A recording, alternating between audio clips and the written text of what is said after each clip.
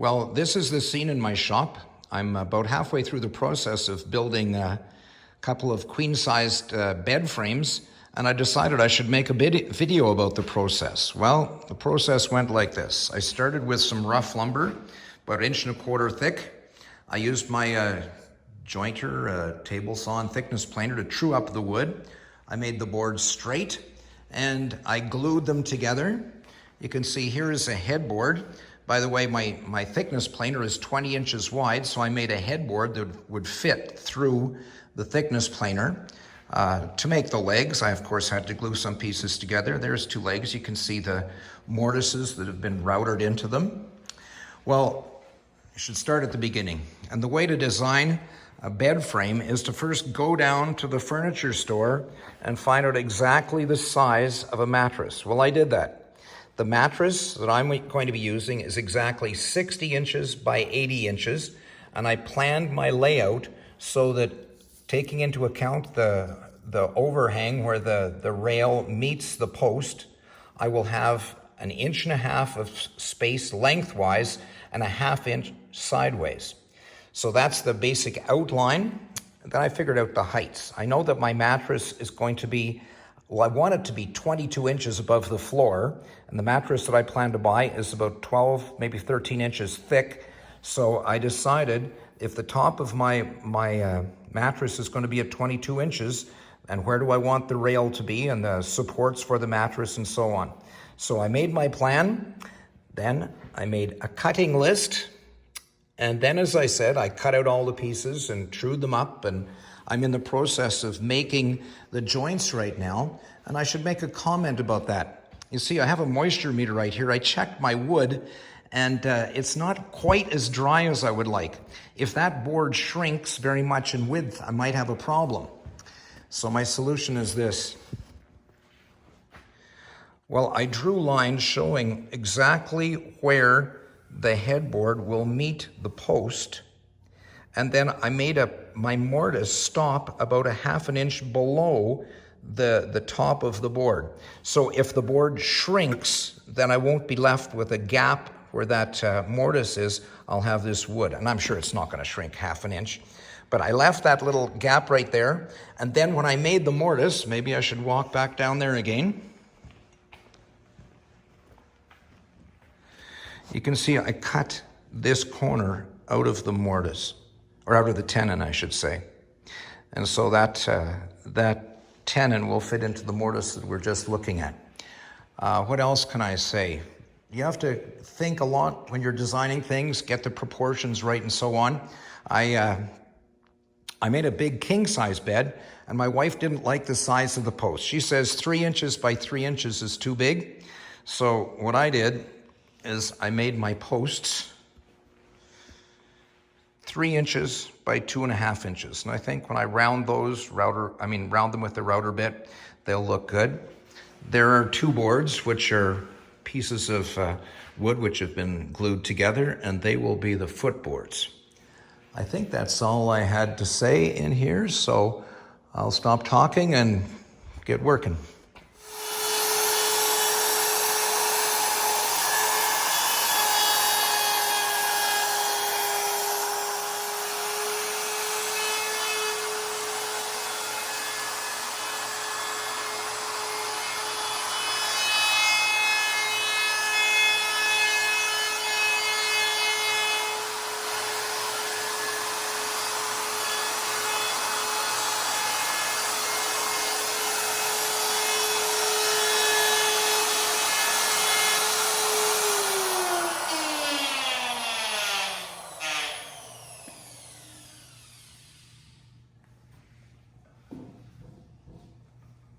Whoa.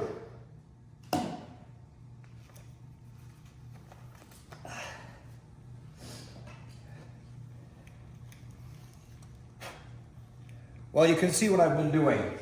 Making these mortises is just dirty work. Tons of dust, and it takes a long time. And so I want to tell you, here's the secret. I love to listen to podcasts. While I'm doing all this monotonous work, making the tenons and the mortises, I'm listening to podcasts. That'll make your woodworking more fun. Anyway, you can see what I've done. I've tried to make the mortise nice and straight. If it's a little wavy, it doesn't matter, because when I put the tenon in there, the waviness will disappear. And of course, I'll do a trial assembly before I put it together and make sure that everything fits. So.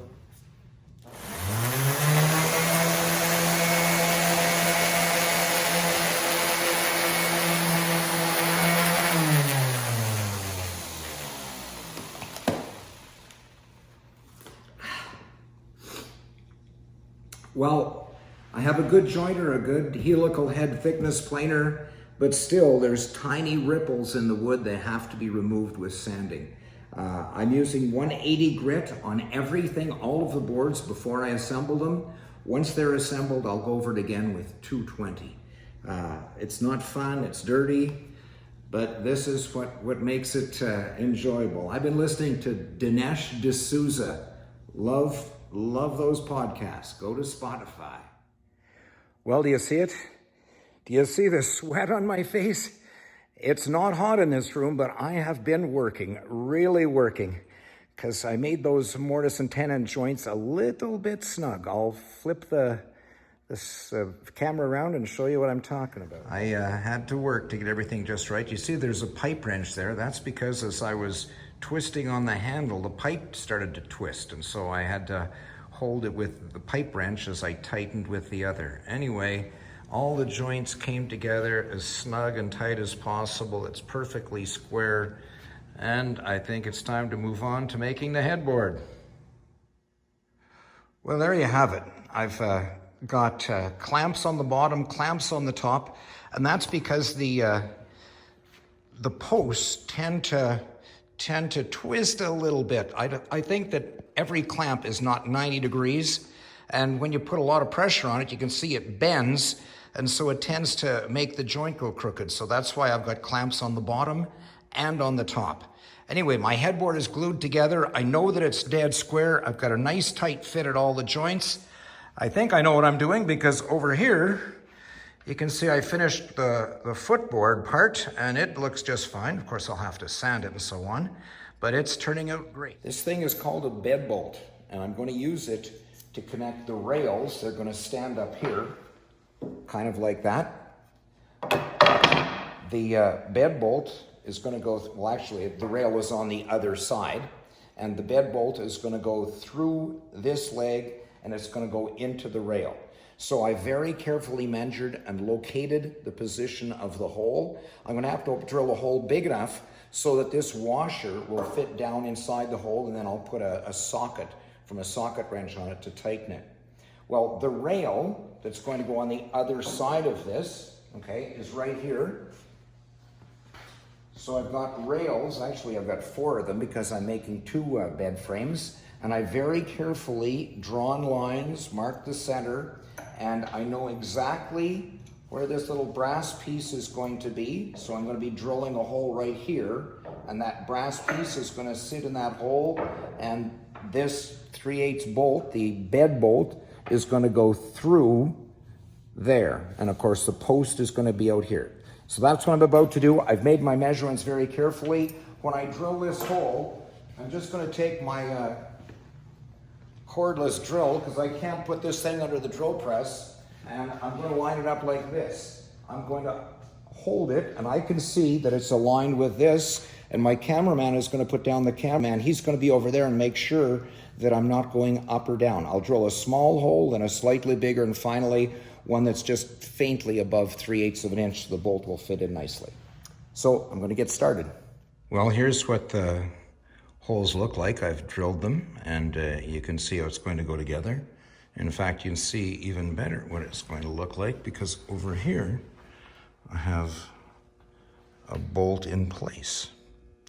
That extra piece of wood on top of the rail, this piece right here, I just put that on because I want my rail to be very stiff. It supports a lot of weight. You could have some heavy people in a bed, so maybe that's not necessary, but I made my rails extra stiff. Well, here's the scene. I'm doing a trial assembly.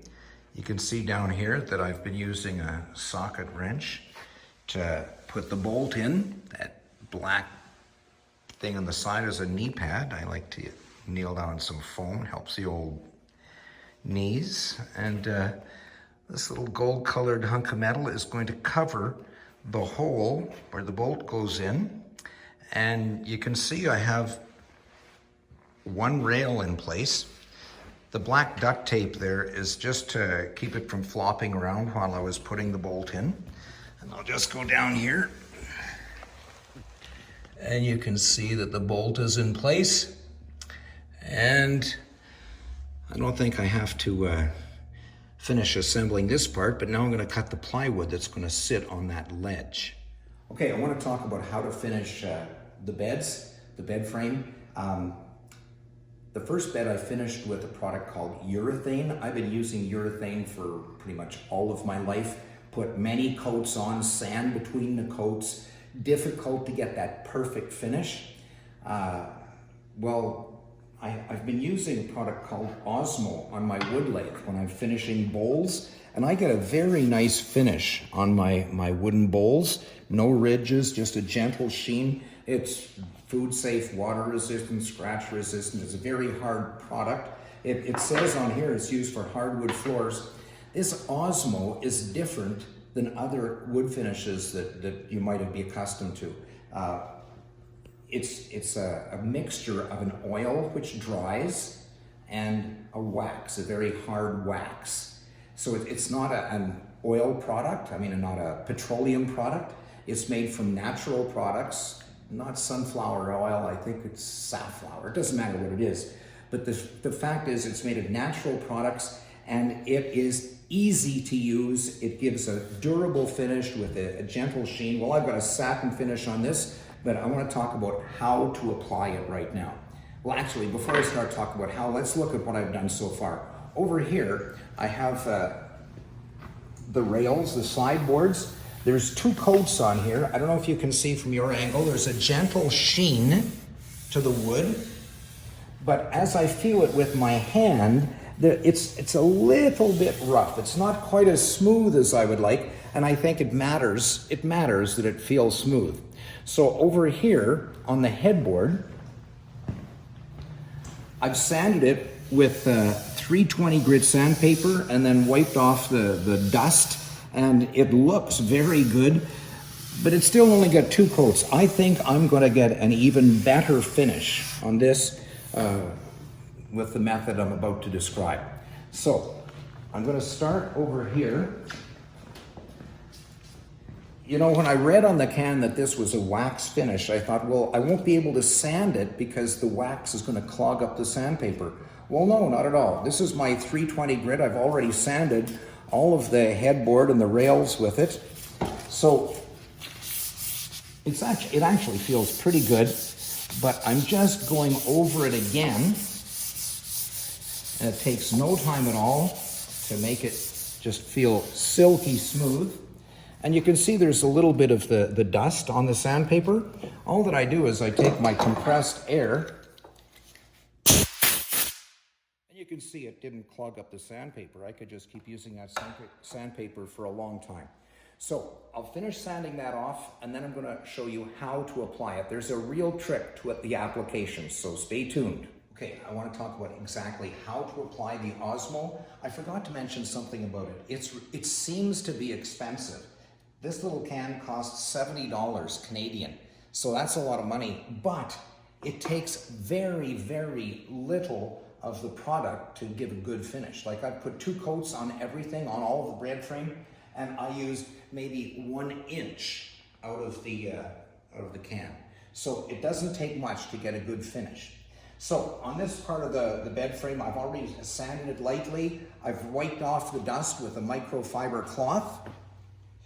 And when I apply it, I want to be careful because on this last coat, I don't want to leave little ridges. If I leave little ridges, when it dries, those little ridges will still be visible. So I take my rag. I've been using this for several coats. I just keep it inside my glove when I'm between coats. So I fold it up in such a way that all of the ugly little bumpy surfaces are to the inside, and I have a nice smooth smooth surface right here. That's what I'm going to apply it with. And I don't want to put very much of the oil on, so I dip it in the can and just put a few dots here and there. And then I can just smooth it out. We don't have any problems with running varnish or urethane.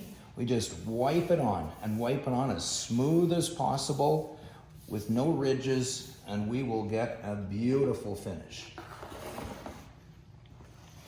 Another beauty is, if there are any little imperfections in it, I think that I'll just take some 600 grit sandpaper when it's dry again and just go over it. It'll have that beautiful satin finish, feel nice. And I think I'm done this board. I'm looking at it. I'm looking in such a way that the light is reflecting off of the surface. I don't see any ridges. And I'll show you again when it's dry, but it's going to be beautiful. So that's all I need to say. Osmo, best finish I've ever used. And I don't work for the company. This is a free advertisement. Maybe they could send me some royalties after their sales skyrocket. One more thing. When I'm talking to you, I can't wear my respirator. But even though this is supposedly all natural products, I think that it's best to wear a respirator. On the can, it says that you should use it in a well-ventilated space.